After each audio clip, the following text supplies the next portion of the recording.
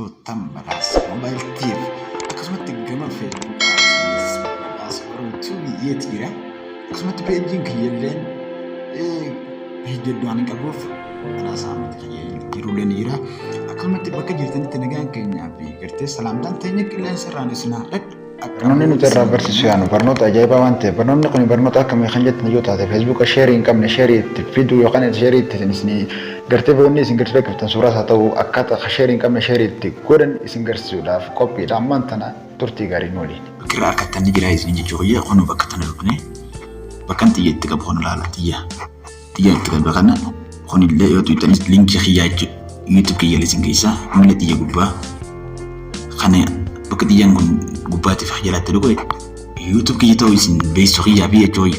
Kanaaf mee keessaa baanee ilaallu. Keessaa baanee ilaallu wannaan hangaddeessa fakkeenyaaf namni baay'een argu maaliif sheer naan taane yaada qaba. Maaliif sheer naaf godhuu itti yaada jedhuuf fakkeenyaaf assalaamu alaikum warahmatullahi wabarakatuh kamii nagaa. Hordoftoota badhaas mobile TV waaw aappii ajaa'ibaa yaada keessan gama diraamaatti isinii jijjiiru isinii fideen dhufe YouTube chaanala kana subscribe godhaa eeggadhaan isin jedha. Kanaaf waan kana sheer namni naani godhaa jechuudha.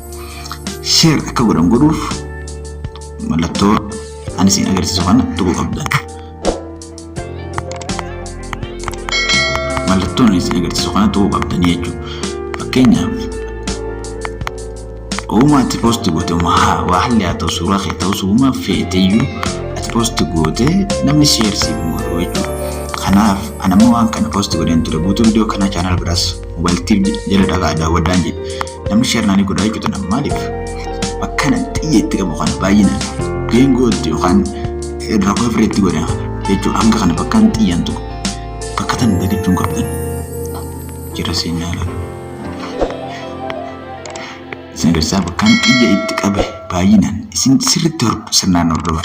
Xiyyaan itti qabe sarara sadii mallattoo sadii gubbaa tana isin hiiloon kaasee ilaalu.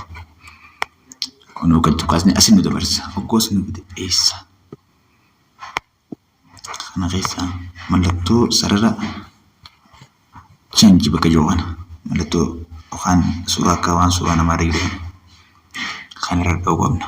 Haartee gurooyne jala seennee bakka xiyyaan tuqaan ilaallu. Maashaallah isin nu dabarsee jira jechuudha.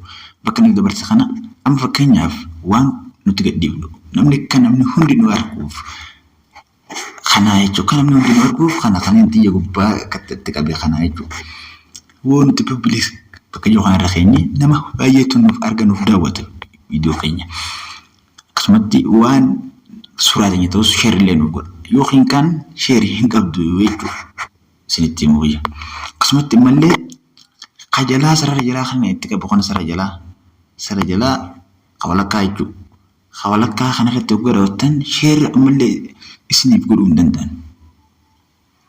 Godhuu hin danda'anillee gartee takka jechuudha ni danda'ama kun hedduu baay'ee miti jechuudha.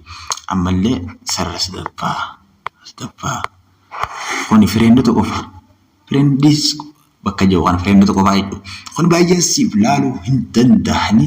Fireendota hanga itti qabdu malee namni biraa si arguu hin danda'u. Madda siimoo harka jiru kanatti uyne amma kana dhufnee bakkaan xiyya itti qabu. Bakkaan xiyya itti qabu xiyya kanaan itti qaba laala baay'inaan. Only me qayyoo kana laala. Only me suma jala qofatti wanni kuni kan biraan daawwanne barbaadde asuma jalaan tuqaa jechuudha.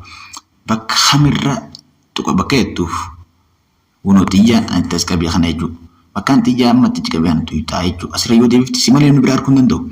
Kanaaf amma akka namni baay'een na arguun fada warra jedhaniif sheer akkanaaf godhaniin barbaada warra jedhuuf asiin dhufnee xiyya bakkaan itti qaba kana achirra deeffachuu qabdan. Duupilikii bakka jiru kanarratti amma xiyya ol deebisan isin garsaa. Achirra ol deebisan jira.